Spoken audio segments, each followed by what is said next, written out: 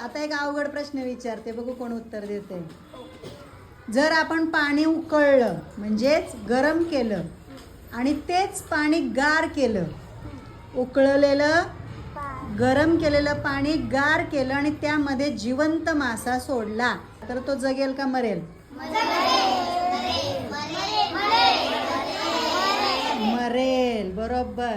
का मरेल कोण सांगेल? कारण की ते उकळलेलं पाणी असणार, गरम असणार, माशांना थंड पाणी लागतं. गार केले सांगितले मी.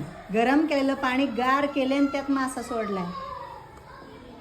डोकं चालवा. कारण त्याला उष्णता आली, त्याला श्वास घेता येणार नाही. बरोबर. त्याला श्वास घेता येणार नाही. तिचं उत्तर अर्ध बरोबर आहे.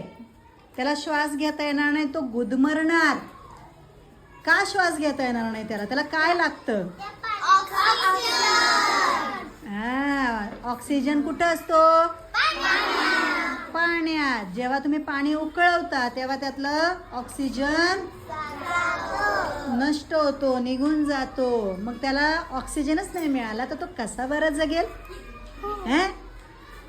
कळला का प्रश्न? आणि उत्तर पण पाण्यामध्ये विरघळलेला ऑक्सिजन पाणी गरम केल्यानंतर नष्ट होतो. त्यामुळे त्या पाण्यात जर तुम्ही जिवंत मासा सोडला तर तो ऑक्सिजन विना गुदमरून मरतो.